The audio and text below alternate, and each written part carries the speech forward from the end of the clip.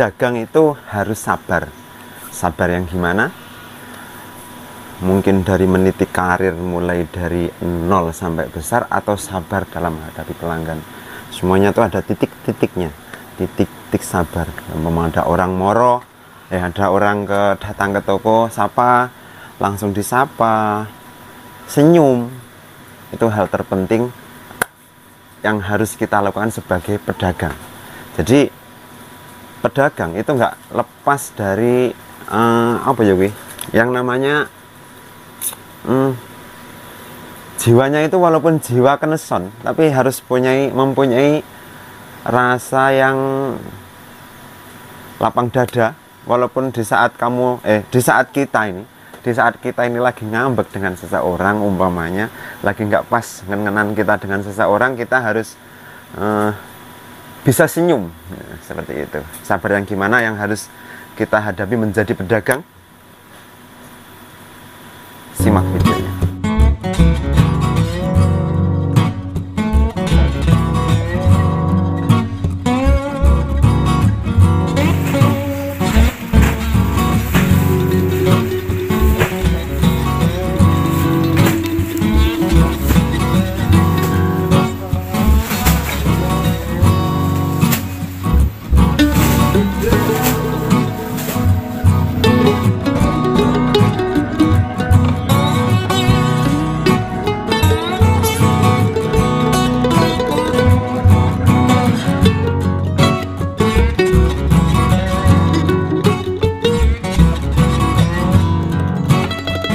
Assalamualaikum warahmatullahi wabarakatuh. Selamat berjumpa lagi di channel saya, Fazah Grosir ECR. Untuk yang baru gabung, jangan lupa subscribe dan aktifkan loncengnya agar tidak ketinggalan video-video dari kami yang terbaru.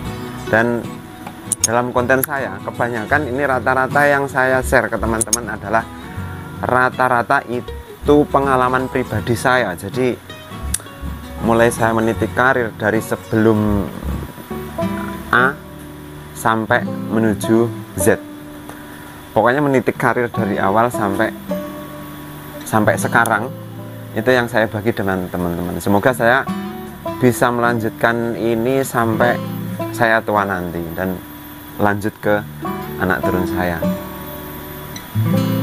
Sabar dalam menghadapi, sabar menjadi pelanggan. Iya, ini lah pergi judulnya angel ini.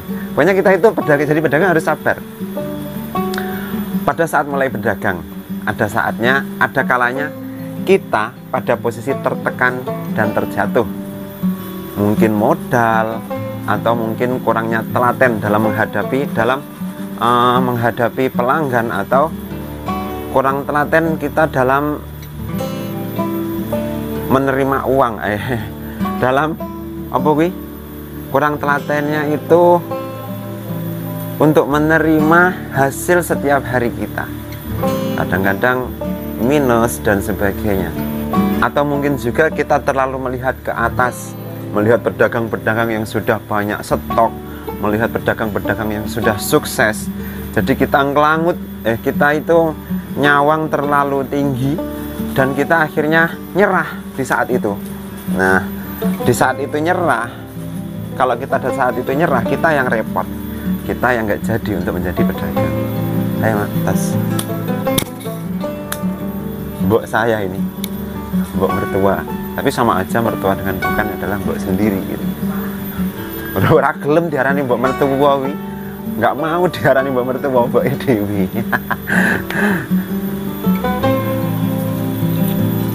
Jujur deh. Aduh, aku bukan. Obat Rene? Oke. Oh, oke. Sampai mana tadi ya?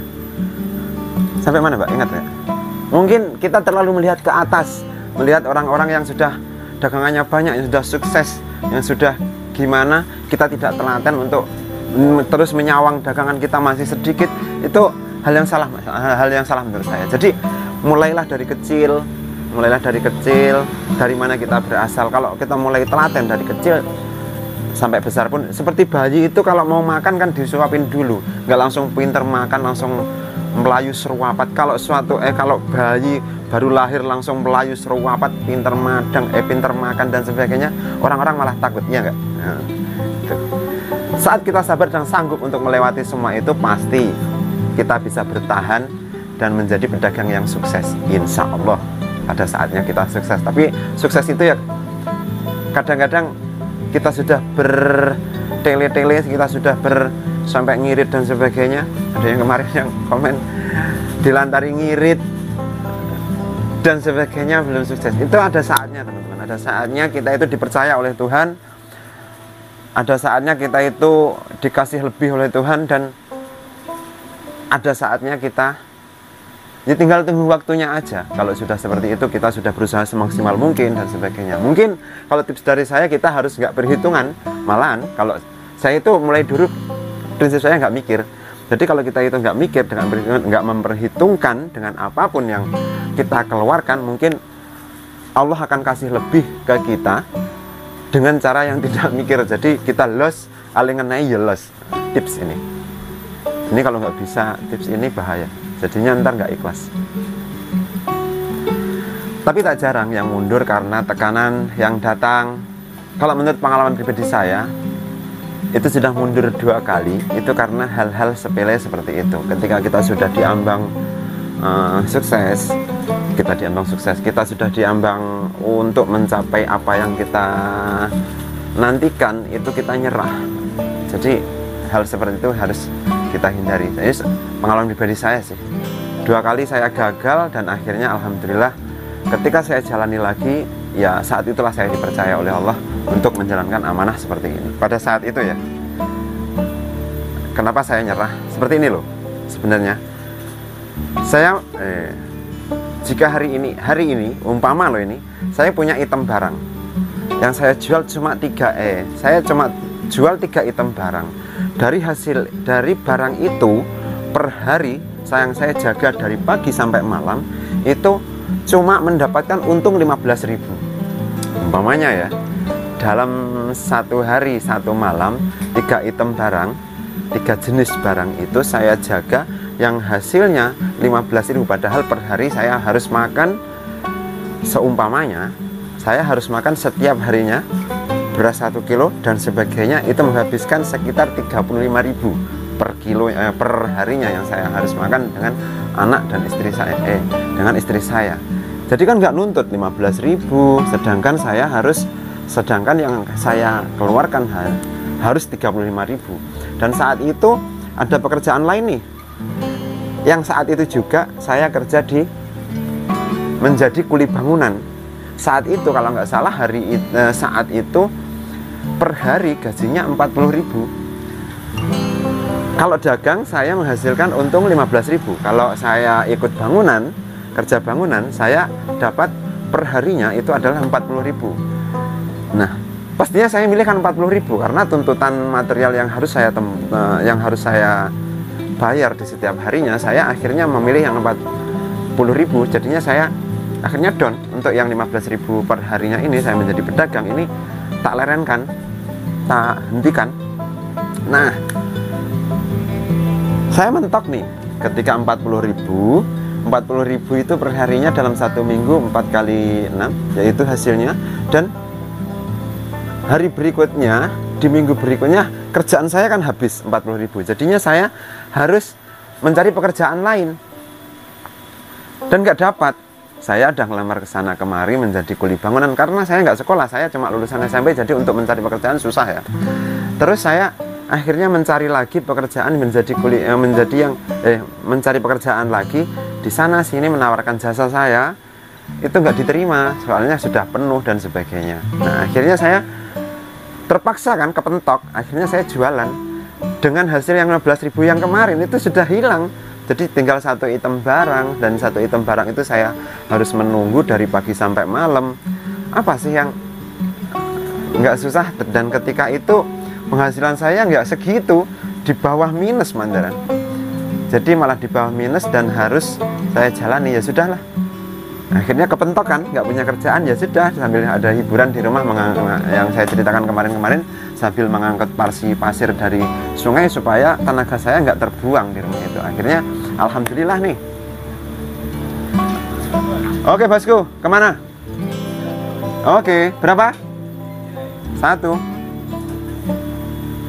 Akhirnya saya memutuskan untuk jualan. Saya memutuskan untuk jualan dan fokus untuk jualan. Kalau hari ini mendapatkan hasil 5.000, mungkin 2.000 per harinya, berarti besok ada peningkatan dan peningkatan. Tapi walaupun hasilnya sedikit, kita kan harus telaten. Telaten itu ya telaten lah, nggak tahu bahasa Indonesianya apa sih telaten. Kita harus telaten. Jadi setiap hari dari pagi sampai malam kita jaga, dari pagi sampai malam kita jaga. Insya Allah besok-besok nilai tambahannya ada itu ada di kita, itu per harinya kita mendapatkan pelanggan berapa, yang kita dapat dari pelanggan berapa, terus per pelanggan itu adalah mensupport kita. Jadi seumpama hari ini kita jual 1 item, besoknya pasti ada yang tanya, Mas nggak ada item ini dan item ini, seperti itu. Mau nggak Mbak? Mas Pram mau nggak Pinara? Pak Amir, terima kasih. Matur suwun. Cewek nggak sekolah, libur. Oh dereng toh, oh, belum sekolah.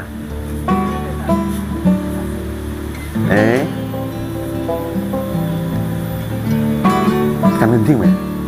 Oh iya, ada saatnya kita libur.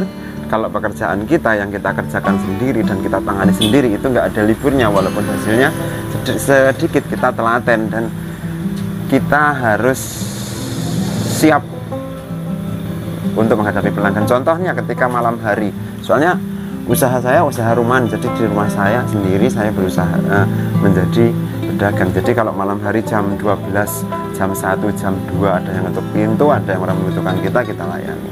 Seperti itu kita yang kita namakan telaten dan sabar. Poin akhir untuk menjadi pedagang adalah sabar, telaten dan berpikir untuk jangka panjang. Jadinya kita nggak fokus untuk hari ini. Kalau kita fokus hari ini seperti cerita saya tadi, itu mungkin kita akan wegah, kita akan enggak seperti itu. Tapi untuk jangka panjang insya Allah kita bisa untuk bangun, bangkit dan menjadi berkembang.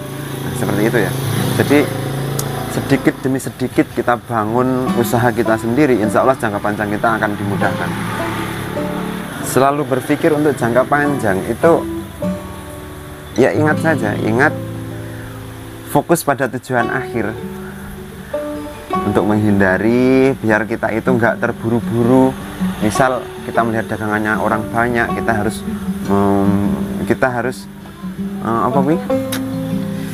membuat dagangan kita harus banyak dan caranya laris itu gimana dan sebagainya. Kita itu melangkah sedikit demi sedikit, apa adanya.